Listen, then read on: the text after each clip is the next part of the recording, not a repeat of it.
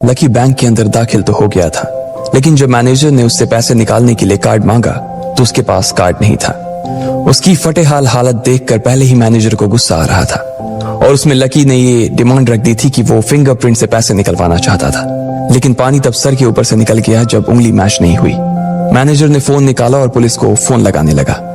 अरे अरे ये क्या कर रहे हो? देखिए सर, मेरी बात सुनिए, मैं कोई क्रिमिनल नहीं हूँ। हो सकता है मैंने गलत उंगली लगा दी हो, बस आप मेरे को एक लास्ट बार फिंगरप्रिंट लगाने दो प्लीज।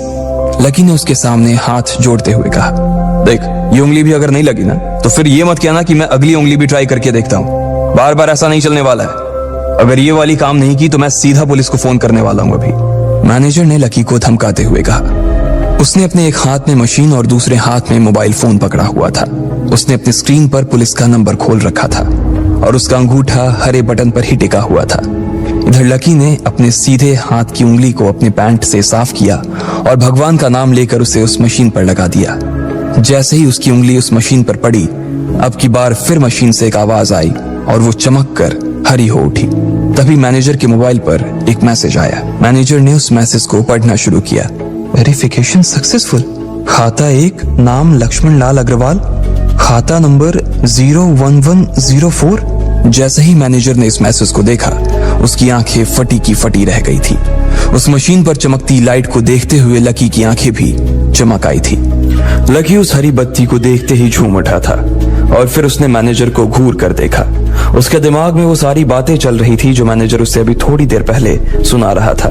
इधर मैनेजर ने उसके आगे हाथ जोड़े और खिसिया कर हंसते हुए कहा, लक्ष्मण सर, प्लीज मुझे माफ कर देना सर। मैं इस ब्रांच में नया आया हूँ और इसलिए मुझे मालूम नहीं था कि आप कौन हो। मैं इस ब्रांच का कस्टमर मैनेजर शशिकांत वर्मा हूँ। प्लीज आगे भी मेरा ध्यान रखना सर, प्लीज। Sorry sir. हाँ ठीक है, तो मुझे ये बताओ कि मेरे खाते में कितने पैसे रखे हुए हैं, लकी ने कहा और वो अब सोफे पर बैठ गया। मैनेजर उसके सामने ही खड़ा हुआ था और उसके खाते की जानकारी अपने फोन पर ही निकाल रहा था। उसने अपने फोन पर इधर उधर कुछ उंगलियां चलाई और बोला, हो गया सर, आपके खाते में इस वक्त 90,80,70,650 रुपए रखे हुए हैं सर। शशिकांत के खुद के होश इतनी बड़ी रकम को देखने के बाद उड़ गए थे। उसे विश्वास नहीं हो रहा था कि इस आदमी के खाते में इतना पैसा भी हो सकता था। लकी की शक्ल देखकर तो यही लग रहा था कि उसकी उम्र 20 से 22 साल से ज्यादा नहीं थी। ऐसे में अगर उसके खाते में इतना सारा पैसा रखा हुआ था तो ये वाकई बहुत बड़ी बात थी। शशिकांत अपने मन में ये सोच रहा था कि दुनिया के 99% लोग ही अपनी पूरी जिंदगी काम करने के बाद भी इतना पैसा नहीं कमा सकते थे जितना कि लकी के खाते में इतनी छोटी सी उम्र में रखा हुआ था। लेकिन लकी ने इधर जब उसके फोन में अपने खाते पर पड़ी हुई जानकारी को देखा तो उसे कुछ अजीब सा लगा। उसे लग रहा था कि उसे तुरंत इतने पैसों के हिसाब से अब अपनी जिंदगी को ढालने की कोशिश करनी शुरू कर देनी चाहिए, वरना उसके साथ वही होने वाला था जो आज बैंक में उसके साथ हुआ था। अरे सर, खाते में पैसे के अलावा और भी चीजें हैं जो मैं आपको बताना चाहता हूँ सर। मैनेजर ने फिर से अपनी फोन पर उंगलियां फिराई और बोला, सर, एक तो आपके खाते में एक फरारी जुड़ी हुई दिखा रहा है सर। इसके अलावा आपके खाते में 2 किलो सोने की 100 ईंटें रखी हुई हैं, 5 किलो सोने की 20 ईंटें, पिकासो की 3 असली पेंटिंग हैं, 20 हीरे हैं 24 कैरेट के और भी बहुत कुछ है सर। मैनेजर ने हाफते हुए और अपने पसीने साफ करते हुए कहा। इतना सारा धन देखने के बाद शशिकांत की आंखें तो बाहर ही निकल आई थी। उसने कभी लकी जितना अमीर आदमी अपनी जिंदगी में नहीं देखा था। जितना पैसा और सोना और जायदाद उसके पास था, उसका 10% भी इस ब्रांच में किसी और के पास नहीं था। ठीक है, चलो मुझे एक कार्ड दे दो तुम, लकी ने अपने दोनों हाथों को अपने सिर के पीछे रखते हुए कहा। जी सर, मैं अभी आपके लिए एक नया कार्ड बनवा देता हूं सर। मुझे बस 10 मिनट दीजिए सर, बस 10 मिनट, शशिकांत ने कहा और फिर लकी के सामने ही निकल गया। जितनी देर में लकी ने अपने फोन पर फिर से उस मैसेज को खोलकर देखा, उतनी ही देर में मैनेजर उसके लिए एक चमकता हुआ सुप्रीम कार्ड लेकर उसके सामने आ गया था। लेकिन उस कार्ड को देखने के बाद ना जाने क्यों मैनेजर को ऐसा लग रहा था कि यह कार्ड लकी की संपत्ति के आगे कुछ भी नहीं था। फिर भी मैनेजर इसमें कुछ नहीं कर सकता था क्योंकि वो जानता था कि उसके पास इस ब्रांच में इससे बड़ा और कोई कार्ड नहीं था। इसलिए फिलहाल वो लकी को यही दे सकता था। उसने उस कार्ड पर लकी का पूरा नाम लक्ष्मण लाल अग्रवाल गुदवा दिया था। लीजिए सर आपका कार्ड, पासवर्ड वगैरह सर आपको ईमेल पे मिल जाएगा। शशिकांत ने मुस्कुराते हुए कहा और वो लकी के सामने हाथ बांधकर खड़ा हो गया। इधर लकी ने उस कार्ड को उलट पलट कर देखा और फिर अपनी जगह से खड़ा होकर वो बाहर निकलने लगा। शशिकांत का मन तो यही कर रहा था कि वो उसे दरवाजे तक छोड़ने जाए, लेकिन उसकी ड्यूटी इसी ऑफिस में थी और वो किसी को बाहर छोड़ने नहीं जा सकता था। फिर भी वो लकी के लिए दरवाजा खोलने के लिए आगे आ गया था। इधर यास्मीन अपने कैबिन में अपना सिर पकड़े हुए बैठी थी। उसे समझ नहीं आ रहा था कि आखिर अंदर चल क्या रहा था। एक पल को तो उसे लगा कि लकी पागल नहीं बल्कि बदमाश था कोई, और उसने शशिकांत को बंदी बना लिया था। लेकिन जब वो लकी के लिए कार्ड लाने के लिए अपने दफ्तर से बाहर आया तो यास्मीन को लगा कि कुछ गड़बड़ नहीं हुई थी। फिर ये इतनी जल्दी में कहां जा रहे हैं? उसने अपने आप से पूछा। शशिकांत को सुरक्षित देख बैंक के बाकी लोग भी दरवाजे पर से पीछे हट गए थे। वैसे भी उसे देखते ही सब लोग अपनी अपनी जगह पर वापस दौड़े चले जाते थे। शशिकांत का खौफ ही ऐसा था कि उसकी आंखों की झलक भर से खड़ा कर्मचारी जाकर अपनी कुर्सी पर बैठ जाता था। लेकिन एक बार शशिकांत के बाहर आने के बाद वो दोबारा बाहर नहीं आया था और ना ही लकी कमरे से बाहर आया था। इधर यास्मीन परेशान हुए जा रही थी। वो जानती थी कि अगर कुछ भी गड़बड़ हुआ तो सबसे पहले उसकी नौकरी जाने वाली थी। उसने बड़ी मुश्किल से और मेहनत करके इस नौकरी को हासिल किया था और वो किसी पागल की वजह से इसे अपने हाथ से नहीं जाने देना चाहती थी। जैसे ही परेशान यास्मीन ने अपनी नजर उठाकर फिर से उस कमरे की ओर देखा तो पाया कि लकी बहुत ही आराम से उस कमरे से बाहर निकलकर दरवाजे की ओर बढ़ता चला जा रहा था। ए, रुको, तुम इस तरह नहीं जा सकते। यास्मीन जोर से चिल्लाई और भागते हुए लकी के पास चली गई। तुम्हारी हिम्मत कैसे हुई जबरदस्ती हमारे वीआईपी रूम में घुसे चले जाने की? यास्मीन ने गुस्से में पूछा। उसका मन तो यही कर रहा था कि वो अभी लकी का गिरबान पकड़कर उसे झकझोर दे, लेकिन उसने अपने आप को रोक रखा था। मैंने पहले भी कहा था ना आपसे, मैं यहां सिर्फ अपना पैसा लेने आया था और कुछ नहीं, लकी ने कहा और मुस्कुराने लगा। यास्मीन ने देखा कि उसके हाथ में एक सुप्रीम कार्ड था और वो उसकी उंगलियों के बीच चमक रहा था। यास्मीन के दिमाग में आया कि लकी ने ये कार्ड कहीं अंदर से चुरा तो नहीं लिया, और इससे पहले कि वो यहां से चोरी करके भागता यास्मीन जोर से चिल्लाई, सिक्योरिटी, सिक्योरिटी। उसकी आवाज को सुनते ही दो बंदूक वाले गार्ड भागे भागे यास्मीन के पास आ गए। ये चोरी करके भाग रहा है, पकड़ो इसे। लकी ने जब यास्मीन के मुंह से ये बात सुनी तो उसके कान खड़े हो गए। इससे पहले कि वो वहां से अपनी जान बचाकर भाग पाता, सिक्योरिटी वालों ने उसे धर दबोच लिया था और फिर उसकी जेब टटोलने लगे थे। इधर यास्मीन ने देखा कि उस सुप्रीम कार्ड पर उसने अपना नाम भी गुदवा लिया था। तुम्हारी इतनी हिम्मत कि तुमने शशिकांत सर को डरा कर अपना नाम भी लिखवा लिया इस पर। इसकी जेब चेक करो, यास्मीन ने गुस्से से कहा। दोनों में से एक गार्ड लकी की जेब टटोलने लगा था। लकी की समझ में नहीं आ रहा था कि आखिर ये लड़की उससे समझ क्या रही थी। अगर उसे उसके खाते या इसकी संपत्ति या सिर्फ इसके परिवार के बारे में भी पता चल जाता तो भी यास्मीन उसके पैरों में गिर जाती। इससे पहले कि लकी अपनी सफाई में कुछ कह पाता, एक गार्ड बोला, मैडम, इसकी जेब में तो कुछ नहीं है, बल्कि फटी हुई जेब है इसकी। तभी उसकी बात सुनकर दूसरे सिपाही ने कहा, मैडम, हो सकता है ये इसी जेब में चाकू रख कर लाया हो और उसको निकालते वक्त उसी चाकू से इसकी जेब फट गई होगी। मुझे तो ऐसा ही लग रहा है। दूसरे सिपाही ने अपनी लड़खड़ाती जबान में बोला, अरे पागल हो क्या? ये सब आप लोग क्या बोल रहे हो? शशिका।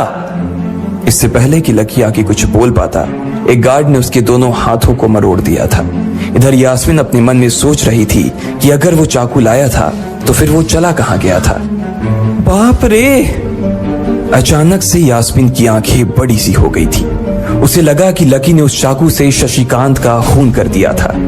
यास्मीन ने तुरंत अपना फोन निकाला और पुलिस को फोन मिलाते हुए कहा, हेलो पुलिस स्टेशन, मैं न्यू सिटी बैंक से बोल रही हूँ। हमारे बैंक में एक सनकी चोर घुस आया है और उसने हमारे कस्टमर मैनेजर का खून कर दिया है। आप प्लीज जल्दी आ जाइए सर। यास्मीन ने घबराते हुए कहा और फोन रख दिया। तब तक दोनों गार्ड ने लकी को नीचे घुटनों के बल बैठा दिया था और उसके सिर पर बंदूक तान दी थी।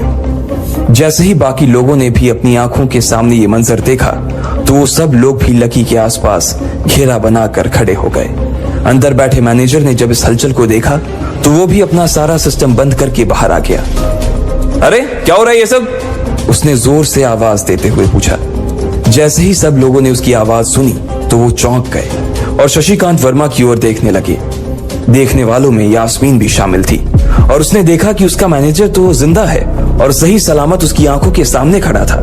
सर, आप जिंदा हैं? यास्मीन ने खुशी और आश्चर्य भरे भाव के साथ शशिकांत की ओर देखते हुए कहा, लेकिन अगले ही पल उसकी खुशी की जगह दुख ने ले ली थी। उसे एहसास हो रहा था कि आखिर उसने कितनी बड़ी गलती कर दी थी। यास्मीन ने अपनी ही जुबान काट ली थी और उसके जले पर नमक छिड़का शशिकांत ने। उसने कहा, मैं क्यों इतनी जल्दी मरने लगा और तुमने ये सब क्या तमाशा लगा रखा है? उसने कहा और फिर उस भीड़ की ओर बढ़ने लगा। जैसे ही वो आगे आया उसने देखा कि उन लोगों ने लकी को गन पॉइंट पर बैठा रखा है। अरे किसने किया ये? शशिकांत तुरंत लकी की ओर दौड़ा और उसने उसके पास खड़े दोनों गार्ड्स को हटा दिया। फिर लकी को उठाने के लिए उसने अपना हाथ उसकी ओर बढ़ा दिया और बोला, sir I am really sorry sir, इस बेवकूफी के लिए मैं आपसे माफी मांगता हूं sir, I am really sorry sir. Shashikant उसके पैरों में ही गिरने को हो गया था। लकी उसका हाथ पकड़कर खड़ा हुआ और फिर यास्मीन की ओर घूरने लगा। आप पूछ रहे थे ना कि किसने किया? इसने किया है ये, और इसने सिर्फ इतना ही नहीं किया बल्कि इसने पुलिस को भी बुला लिया है। इसे लग रहा है कि मैं कोई क्रिमिनल हूं जिसने आपका खून कर दिया है और आपसे ये कार्ड चुरा कर भाग रहा हूं, ये कार्ड जो आपने मुझे दिया है। लकी ने यास्मीन की ओर उंगली दिखाते हुए गुस्से में कहा।